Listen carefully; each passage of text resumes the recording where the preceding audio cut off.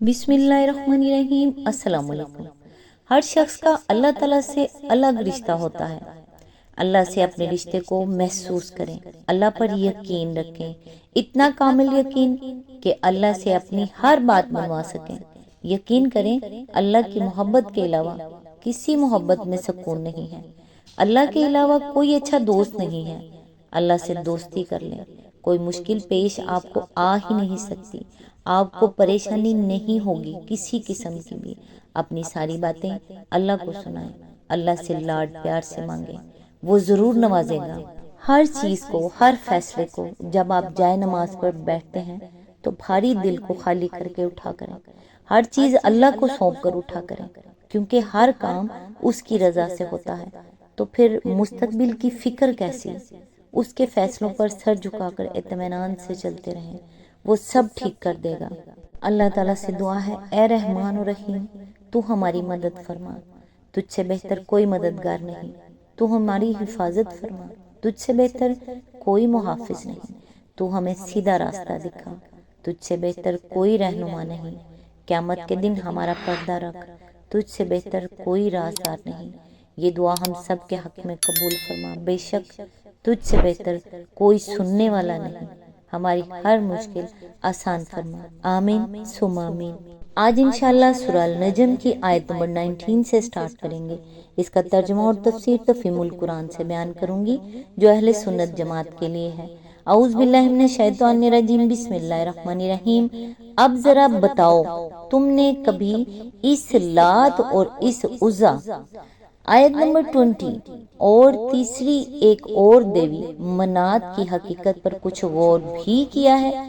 اس کی تفسیر ہے، مطلب یہ ہے کہ جو تعلیم محمد صلی اللہ علیہ وآلہ وسلم تم کو دے رہے ہیں اس کو تو تم لوگ گمراہی اور بدراہی قرار دیتے ہو، حالانکہ یہ علم ان کو اللہ تعالیٰ کی طرف سے دیا جا رہا ہے، اور اللہ ان کو آنکھوں سے وہ حقائق دکھا چکا ہے جن کی شہادت وہ تمہارے سامنے دے رہے ہیں۔ اب ذرا تم خود دیکھو کہ جن عقائد کی پیروی پر تم اصرار کیے چلے جا رہے ہو وہ کس قدر غیر معقول ہیں، اور ان کے مقابلے میں جو شخص تمہیں سیدھا راستہ بتا رہا ہے اس کی مخالفت کر کے آخر تم کس کا نقصان کر رہے ہو؟ اس سلسلے میں خاص طور پر ان 3 دیویوں کو بطور مثال لیا گیا ہے جن کو مکہ، طائف اور مدینہ اور نواحی حجاز کے لوگ سب سے زیادہ پوجتے تھے۔ ان کے بارے میں سوال کیا گیا ہے کہ کبھی تم نے عقل سے کام لے کر سوچا بھی کہ زمین و آسمان کی کھدائی کے معاملات میں ان کا کوئی ادنا سا دخل بھی ہو سکتا ہے، یا خداوند عالم سے واقعی ان کا کوئی رشتہ ہو سکتا ہے؟ لات کا استھان طائف میں تھا اور بنی سکیف اس کے اس حد تک متقد تھے کہ جب ابرہہ ہاتھیوں کے فوج لے کر خانہ کعبہ کو توڑنے کے لیے مکہ پر چڑھائی کرنے جا رہا تھا، اس وقت ان لوگوں نے محض اپنے اس معبود کے آستانے کو بچانے کی خاطر اس ظالم کو مکے کا راستہ بتانے کے لیے بدر کیف فراہم کیے تاکہ وہ لات کو ہاتھ نہ لگائے، حالانکہ تمام اہل عرب کی طرف ثقیف کے لوگ بھی یہ مانتے تھے کہ کعبہ اللہ کا گھر ہے۔ لات کے معنی میں اہل علم کے درمیان اختلاف ہے۔ ابن جریر طبری کی تحقیق یہ ہے کہ یہ اللہ کی تانیث ہے، یعنی اصل میں یہ لفظ اللہ تن تھا جسے اللات کر دیا گیا۔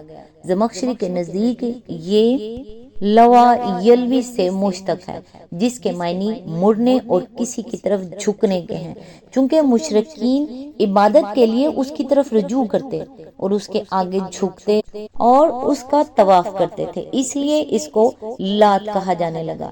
ابن عباس اس کو لات بتشدید تا پڑھتے تھے اور اسے لت یا لت سے مشتق قرار دیتے ہیں جس کے معنی متھنے اور لتھیڑنے کے ہیں۔ ان کا اور مجاہد کا بیان ہے کہ یہ دراصل ایک شخص تھا جو طائف کے قریب ایک چٹان پر رہتا تھا اور حج کے لیے جانے والوں کو ستو پلاتا اور کھانے کھلاتا تھا۔ جب وہ مر گیا تو لوگوں نے اسی چٹان پر اس کا استھان بنا لیا اور اس کی عبادت کرنے لگے، مگر لات کی یہ تشریح ابن عباس اور مجاہد جیسے بزرگوں سے مروی ہونے کے باوجود 2 وجوہ سے قابل قبول نہیں ہے۔ ایک یہ کہ قرآن میں اسے لات کہا گیا ہے نہ کہ لات، دوسرے یہ کہ قرآن مجید ان تینوں کو دیویاں بتا رہا ہے، اور اس روایت کی روح سے لات مرد تھا نہ کہ عورت، عزا عزت سے ہے اور اس کے معنی عزت والی کے ہیں۔ یہ قریش کی خاص دیوی تھی اور اس کا استان مکہ اور طائف کے درمیان وادی نخلا میں حراس کے مقام پر واقع تھا۔ نخلا کی جائے وقوع کے لیے ملاحظہ و تفہیم القرآن جلد 4 الحقاف حاشیہ نمبر 23۔ بنی ہاشم کے حلیف قبیلہ بنی شیبان کے لوگ اس کے مجاور تھے۔ قریش اور دوسرے قبائل کے لوگ اس کی زیارت کرتے اور اس پر نظریں چڑھاتے اور اس کے لیے قربانیاں کرتے تھے۔ کعبے کی طرح اس کی طرف بھی ہدی کے جانور لے جائے جاتے اور تمام بتوں سے بڑھ کر اس کی عزت کی جاتی تھی۔ ابن حشام کی روایت ہے کہ ابو حیحہ جب مرنے لگا تو ابو لہب اس کی عیادت کے لیے گیا، دیکھا کہ وہ رو رہا ہے۔ ابو لہب نے کہا، کیوں روتے ہو ابو حیحہ؟ کیا موت سے ڈرتے ہو؟ حالانکہ وہ سب ہی کو آنی ہے۔ اس نے کہا، خدا کی قسم میں موت سے ڈر کر نہیں روتا، بلکہ مجھے یہ غم کھائے جا رہا ہے کہ میرے بعد عزا کی پوجا کیسے ہوگی۔ ابو لہب بولا، اس کی پوجا نہ تمہاری زندگی میں تمہاری خاطر ہوتی تھی اور نہ تمہارے بعد اسے چھوڑا جائے گا۔ ابو حیحہ نے کہا، اب مجھے اطمینان ہو گیا کہ میرے بعد کوئی میری جگہ سنبھالنے والا ہے۔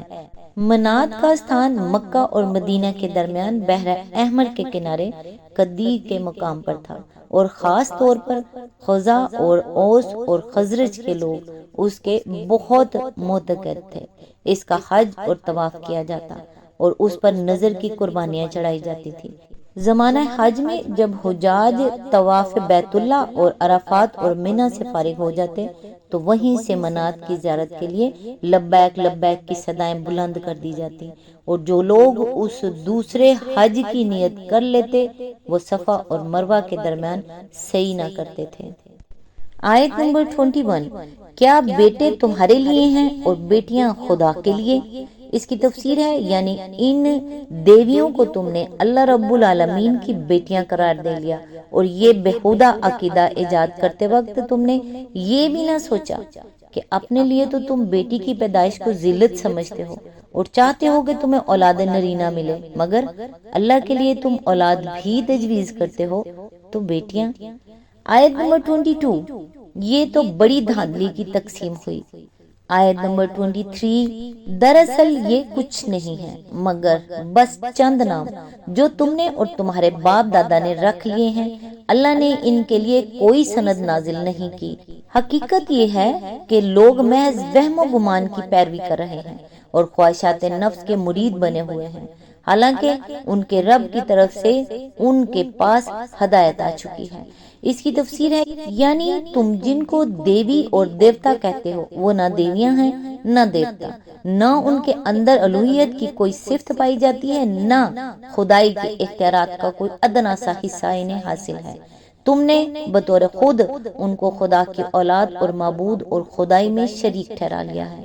خدا کی طرف سے کوئی سند ایسی نہیں آئی ہے جسے تم اپنے ان مفروضات کے ثبوت میں پیش کر سکو۔